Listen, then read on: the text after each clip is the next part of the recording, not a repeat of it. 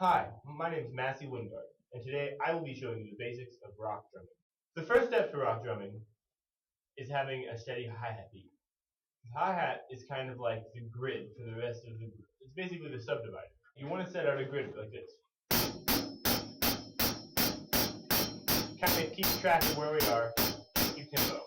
The first step of rock drumming is having a steady hi-hat to keep time. It keeps the subdivision in the music for the rest of the band so we can keep a steady pulse.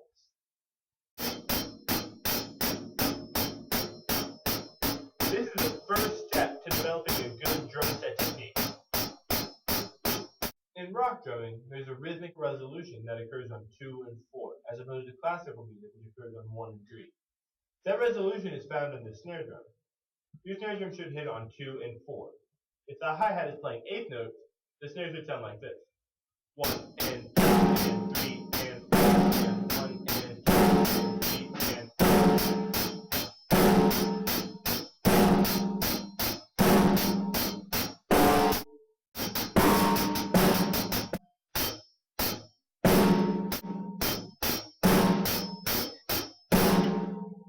Once you have your hands going pretty nice, it's time to add in your third voice, which is the bass drum in your foot. The most simple thing you can do with the bass drum is a counter melody to the snare drum, which is on 1 and 3. This is the most simple and rudimentary drum set that encompasses all 3 parts of your body. Sounds something like this.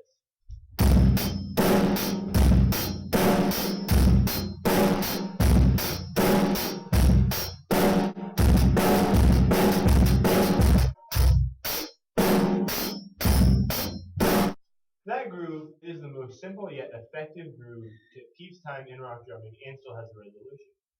You should really take some time to develop a nice basic groove before you move on past this point.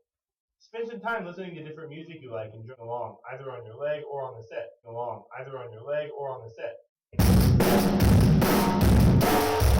Once you feel like you're ready to move on, the next step is adding a more complex bass drum pattern. There are several places you can put a new note. You can play.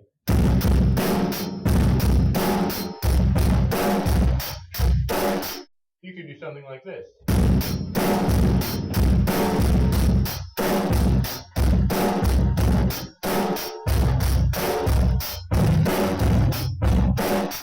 You should practice different repeating variations so you have a familiarity with each one. These are some of my favorite.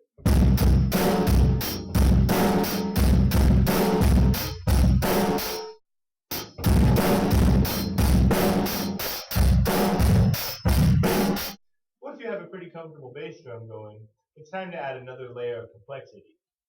The next logical step is to put your bass drum in between the hi-hat notes to add this feel of syncopation or a higher level of groove.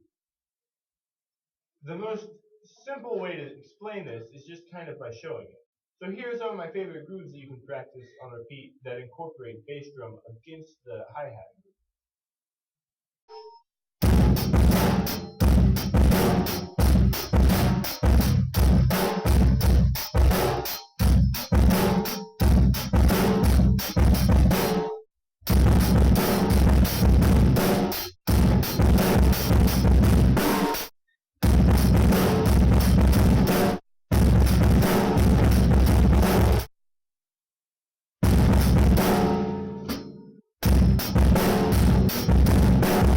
Now this last step really incorporates a new level of complexity in your drum set playing. My highest recommendation is if you want to become a good drum set player, you have to listen to good players. Now I can give you a list of people I think are great, but you have to go find bands that you like with real live set players who play real grooves that are really good. The final level of complexity is to change your snare drum pattern to incorporate the 2/4 resolution and also some extra notes. It can be pretty complex, and this is the final step to becoming a beginning drum set player. You can do things like this.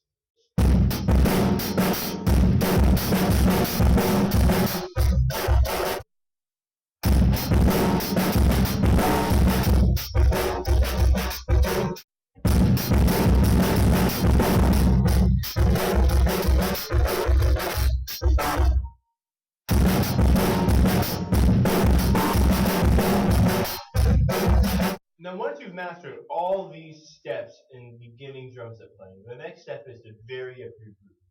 But before you do that, I really want to stress developing a strong central core of being able to play any groove and any combination at any time before you advance. It's easy to bite off more than you can chew in drum set, and you want to avoid that when you're first starting out, or it will be overwhelming. Now, when I say change up your groove, I mean tweak little things like your hi-hat or your snare drum. Take away a beat or add a beat, or change the essential groove, kind of like this.